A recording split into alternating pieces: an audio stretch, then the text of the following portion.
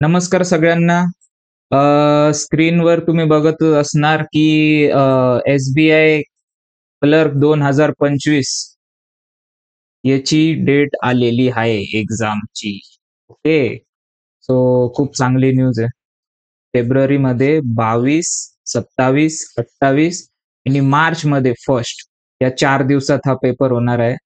आता different slots असतील. माझ्या हिशोबाने 3 ते 4 स्लॉट्स तरी होतील. 1, 2, 3 पब्लिक 4. ओके. सो या वर्षाची ही पहिली एक्झाम म्हणू शकता जे पण बँकिंगसाठी प्रिपेअर करत आहेत आणि जे 3rd इयरमध्ये या 4th इयरमध्ये फायनल इयरमध्ये असतील, बी-टेक या बी-कॉम, बी-एस-सी अदर फील्ड्समध्ये पण त्यांना ही खूप चांगली संधी आहे ही एक्झाम काढण्याची. आता बघितलं तर only we have around 20 days. Okay. आज मी हा व्हिडिओ काढतोय 31st ऑफ जानेवारीला. म्हणजे पुढचा महिने म्हणजे आजपासूनच सुरू करायचंय तुम्हाला. बट जर तुम्ही आज हा व्हिडिओ नाही बघितला, उद्या माझ्या हिशोबाने 1 फेब्रुवारी, ओके, या दिवशीपासून आता प्रिपरेशनला चांगल्यापैकी लागा. बघा असं असतं आपण बोलतो की प्रिपेअर करायच्या अगोदरच की आपल्याला माहित नाही कधी एक्झाम येणार आहे. आपण एकदम इझिली घेतो गोष्टी आणि अचानक असं ही ॲडव्हर्टाइजमेंटचं आणि ही डेट येऊन जाते, की एक्झाम अशा आणि अशा दिवशी आहे. तर हाच केस आहे. याच्या पुढं लक्षात ठेव वर्षभरात अशी सिमिलर केस होऊ शकते. सो आता ही खूप मोठी संधी आहे महाराष्ट्राच्या मुलांना. ओके. का बरं महाराष्ट्राच्या मुलांना ही खूप मोठी संधी आहे? 2023 मध्ये 100 व्हॅकन्सीज होत्या. त्यावेळी कट ऑफ गेला होता 71.75 ओन्ली. ओके. ओन्ली कार म्हणतोय हे तुम्हाला नंतर सांगेल. 2024 मध्ये टोटल जे महाराष्ट्राची जागा आहेत ते 1163 आहेत. म्हणजे इंटू 11x. ओके. 11 पटीने जास्ती आहेत या वर्षी जागा. ओके.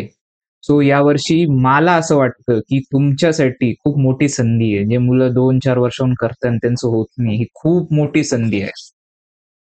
तर आता तुमच्याकडे 15-20 दिवस आणि मला असं वाटतं पर्सनली जे कट ऑफ जे 71चं आहे, हे डाउन होऊन जाईल. ओके. डाउन होऊन जाईल. म्हणजे की तुम्हाला इकडं चान्स भेटतोय या एक्झामसाठी प्रिपरेशन करण्याचा. आता तरी आपण यालाच टार्गेट घेऊन चालायचंय का?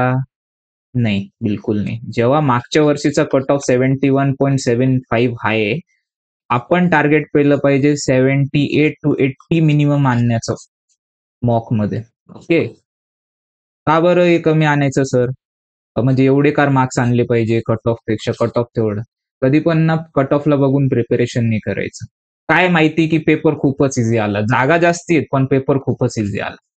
तर काय करणार आपण त्या कंडिशनमध्ये? सो इन दॅट कंडिशन आपल्याला चांगल्यापैकी चांगला स्कोर आणणं खूप इम्पॉर्टंट आहे. ओके. सो वॅकन्सी खूप चांगल्या आहेत. महाराष्ट्राच्या मुलांना म्हणजे विचार करा, आज आपल्या महाराष्ट्रातून 1000 मुलं एसबीआयत लागतील. ओके, क्लर्क म्हणून. याच्याहून मोठी न्यूज काय? आणि याच्याहून मोठं गव्हर्नमेंटने म्हणजे यावेळी जॉब जास्ती पण आल्यात. यांनी ब्रांचेस पण वाढवल्यात. खूप चांगली संधी आहे. ओके. 2025 मध्ये 2025 चांगला इयर आहे. याच्यामध्ये तुम्ही चांगली पोस्ट घेऊ शकता आणि घरामध्ये एक जण तरी गव्हर्नमेंटमध्ये लागतोय. तुम्ही जॉब सिक्युरिटी तुमच्याकडे असतेच. बाकी फील्ड्स तुम्ही बघता त्याचे खूप अनसर्टन चालू आहे. ओके. सो आता मी स्पेशली तुम्हाला काय म्हणतात रिझनिंगसाठी तुम्हाला गाईड करतोय, की आता ही एक्झाम जी आहे त्याच्यामध्ये पहिले याचा पॅटर्न समजूया. ही एक्झाम जी असते 100 क्वेश्चन्स येतात फॉर 100 मार्क्स. पॉझिटिव्हला पॉझिटिव्ह साठी म्हणजे एक बरोबर आला, ओके, तर 1 मार्क भेटणार. निगेटिव्ह आला 1 तर 0.25 मायनस होणार. ओके. ही एक्झाम 100 मार्क्सची आहे. 100 क्वेश्चन्स आहे. टाइम किती आपल्याकडे? Only 60 minutes. ओके. याच्यामध्ये किती सेक्शन असतात? 3 सेक्शन्स असतात त्याच्यामध्ये. 3 sections. First, second, third. English, reasoning, maths. Okay, एवढे 3 सेक्शन असतात. इंग्लिश असतो 30 मार्काला, रिझनिंग असतो 35 मार्काला, क्वांट असतो 35 मार्काला. क्वांट म्हणजेच मॅथ्स. ओके, आणि प्रत्येक सेक्शनला ओन्ली 20 मिनिटं भेटणार. Okay, 20 minutes only. तर विचार करा की तुम्हाला जर कट ऑफ काढायचा आहे, समजा आज 75 लागतोय, तर याच्यामध्ये तुमच्याकडे 35 मार्क रिझनिंगचे असणार. बरोबर, 35 मार्क म्हणजे 50% तुमचं पासिंग तर इकडूनच होऊन जाणार. मग बाकी तुम्ही बाकीचे सेक्शन ज्यांचं क्वांट वीक असतं, खूप मुलांचं असतं ना, बीकॉम मधून आलेत, बीबीए मधून आलेत किंवा नॉर्मल बीएससी करून आलेत, तर ते इंजिनिअरिंगच्या मुलांबरोबर एवढं कॉम्पिटिशन नाही करू शकत मॅथ्स मध्ये. त्यांचं युज्युअली मॅथ्स खूप कमी असतं. बरोबर, त्यांची लेवल डाऊन असते. मग ते काय करू शकतात की रिझनिंगला खूप स्ट्रॉंग करू शकतात. ओके, रिझनिंगला खूप स्ट्रॉंग करू शकतात. माझं पर्सनली पण मॅथ्स एवढं स्ट्रॉंग नव्हतं, म्हणून मी रिझनिंगवर एवढं काम केलं की मी भरपूर एक्झाम्स काढलेत आणि भरपूर चांगला स्कोर केलाय. असं काही काही एक्झाम मध्ये मी टॉपर पण होतो रिझनिंग मध्ये. ओके, सो माझा अनुभव आहे ते तुम्हाला भरपूर हेल्प केलं. चला, आता वेळ न घालता आपण पुढे जाऊयात. डेली अप्रोच काय असला पाहिजे? आता माझ्याकडे 20 दिवस बाकी आहेत, 20 डेज आहेत असं धरून चालू. बरोबर, 20 दिवसात माझा अप्रोच काय पाहिजे? आता जे नवीन आहेत त्यांनी काय केलं पाहिजे, आणि जे ओल्ड आहे, जे ऑलरेडी 2-3 अटेम्प्ट दिलेत, त्यांनी काय केलं पाहिजे? मी नवीन मुलांना सांगतोय, जे आता या वर्षी पेपर देत आहेत आणि जे नॉर्मल पण आहे, ऍव्हरेज पण आहे, त्यांच्यासाठी पहिले एक स्ट्रॅटेजी सांगतो. तो याच्यामध्ये मेजर टॉपिक आहे ना, पझल असणार. ठीक आहे, नेक्स्ट सिलोइझम्स असणार. Third, inequalities. फोर्थ, फोर्थ असणार काय सांगा? तुम्हीच विचार करा. ठीक आहे, मी सांगतो, चला. इनपुट आउटपुट असणार. आणि फिफ्थ असणार कोडिंग डिकोडिंग. हे असे टॉपिक्स आहेत. हे बघा, पझल एक्झाम मध्ये, या पर्टिक्युलर एक्झाम मध्ये माझ्या अनुभवाने, जेव्हा मी दिला होता एसबीआय क्लर्क, मी काढलेलं पण आहे, माझ्या अनुभवाने आणि बाकीचे जे मी रिसर्च केलंय भरपूर, मला एवढं कळालंय, याच्यामध्ये जो रिझनिंग मध्ये मार्क्स स्पेशली पझलला असतो 35 पैकी, तो असतो 20 ते 25 मार्क डायरेक्ट असतात पझलवर. म्हणजे पूर्ण पेपर याचाच आहे, रिझनिंग सेक्शन. नेक्स्ट, 4 ते 5 मार्क इनइक्वालिटीज येतील. Okay, oblique syllogism. ते ना काय करताय सध्याला प्रत्येक एक्झाम मध्ये ऑल्टरनेट चालत आहेत. म्हणजे फर्स्ट स्लॉटला समजा त्यांनी इनइक्वालिटीज दिलं, तर सेकंड स्लॉटला सिलॉजिझम्स टाकतील, थर्डला इनइक्वालिटीज टाकतील. इकडूनच तुमचा जो पेपर आहे ना 25 मार्काचा होऊन जातो. आता नेक्स्ट 10 मध्ये ते काय करतं, एका याच्यात इनपुट आउटपुट टाकतील, 4 मार्काला 5 मार्काला एकात कोडिंग टाकतील.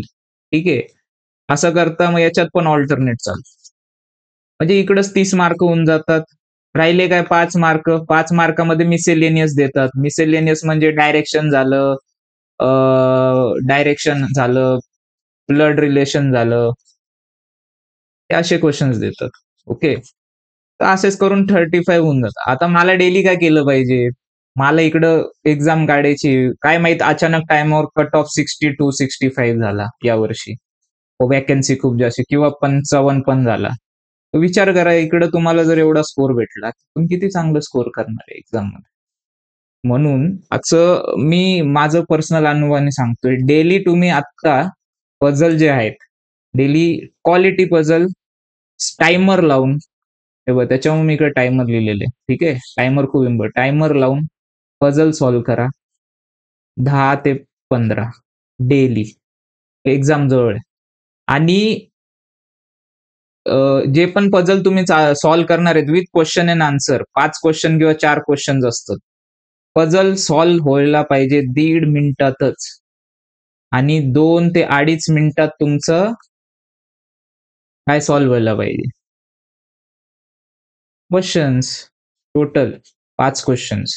ओके, आता हा झाला अप्रोच रिझनिंगचा. सिलोस तुम्ही डेली असं करा, 20-25 करा. अरे 24 तास आहे तुमच्याकडं, 15-20 दिवस घासा. फुल म्हणजे फुल देऊन टाका तुमचं, ठीक आहे. 7-8 तास झोपायचं, पण तुमच्या 16 तास आहे. जेवताना पण बघत राहायचं. आता ट्राय करा, रील्स वील्स इंस्टाग्राम याच्यावरून लांब राहायचं. इनइक्वालिटीज 5 आहेत, 5 मार्काला येतात, तर ट्राय करा याच्यामध्ये तुम्ही अराउंड 20-25 किंवा 50 तुमच्यावर जेवढं होतं तेवढं करा. आणि टायमर जो पाहिजे, सिलॉजिझम 4 करून एक्झाम मध्ये 1 ते 1.5 मिनिटात व्हायला पाहिजे. एवढी स्पीड बनवायची. ठीक आहे. इनपुट आउटपुट कोडिंग 1-1.5-2 मिनिटात, म्हणजे जेवढ्या पण गोष्टी याच्यामध्ये ते सगळ्या 1.5 ते 2 मिनिटात व्हायला पाहिजे. तेव्हाच तुम्ही एक्झाम काढणार आणि एकदम आरामशीर. म्हणून रिझनिंग सांगतो, रिझनिंग खूप महत्वाचं आहे याच एक्झाम मध्ये नाही, फ्युचर मध्ये पण. तो एसबीआय क्लर्क मध्ये बघा, आज तुम्ही एक्झाम काढणार, तुम्ही मेहनत करणार, ही 15-20 दिवस करा, तुमची लाईफ सेटल आहे. टायमर शिवाय नाही करायचंय, टायमर लावून करायचंय. तुम्हाला नाही येते तरी चालेल, बघा किती टाइम लागतोय. आता या दिवसामध्ये क्रुशियल टाइम आहे बघा, आता 20 दिवस आहे. ट्राय करा पहिले 10 दिवस म्हणजे 1 Feb two 10 Feb alternate day mock द्या. ऑल्टरनेट डे मॉक इकडे दिसत नसेल तुम्हाला, तर ऑल्टरनेट डे मॉक द्यायचे तुम्हाला. ओके, तुम्हाला नेक्स्ट पेजवर दाखवतो. 1 ते 10, बरोबर. यामध्ये ऑल्टरनेट डे मॉक द्यायचे. ऑल्टरनेट डे म्हणजे फर्स्टला एक मॉक द्या, मग सेकंडला गॅप घ्या, मग थर्डला मॉक द्या. ओके, याच्याने तुमची भीती पडून जाईल. मग फोर्थला गॅप घ्या. असं करा आणि लास्टचे 10 दिवस continue mocks. Last 10 days 11th to 20th continue mocks द्यायचे. आणि हे मॉक्स दिले की खूप इम्पॉर्टंट काय माहिती का, अनालिसिस. अनालिसिस शिवाय काहीच म्हणजे शक्य नाही. काही कुठे वॉरमध्ये चाललोय आपण, तर अनालिसिस करून जाणं खूप इम्पॉर्टंट आहे. आणि तुम्हाला काही क्वेश्चन्स असतील, एवढं माझ्या साईडनी, अजून आम्ही डीप व्हिडिओ बनवू बिफोर एक्झाम. आम्ही SBI clerk memory based series चालू केलेली आहे, ती तुम्ही बघू शकतात, मराठीतच आहे. आणि ओम सरांनी जे आमची मराठीमध्ये मॅथची फॅकल्टी आहे, ते पण सुरू ठेवले. ते पण डेली एक सॉल्व्ह करतायत 2-3 दिवसात एक एसबीआय क्लर्क. मी स्वतः रिझनिंगचं करतोय. अदर सब्जेक्ट्स पण आहेत. तुम्ही हे रिझनिंग साठी करा, आम्ही इंग्लिश साठी पण घेऊ ना, काय स्ट्रॅटेजी पाहिजे. फॉन्ट साठी सर टाकणारच आहेत, तर तुम्ही ते पण बघू शकता. आणि सबस्क्राईब करा, लाईक करा चॅनलला. असेच तुम्हाला व्हिडिओ भेटत राहते. आम्ही पण मोटिवेट होऊ तुम्हाला भरपूर सारे फ्रीमध्ये कंटेंट. आमचा आता हेतू एवढंच आहे, जे पण आमच्या ग्रामीण भागातले का सिटीतल्या भागातले मुले त्यांना आम्ही पुढे घेऊन जाऊ. आणि महाराष्ट्राच्या मुलांनी मागे नाही राहू गव्हर्नमेंट एक्झाम मध्ये. Okay, bye. Thank you everyone. मी स्ट्रीम बाय.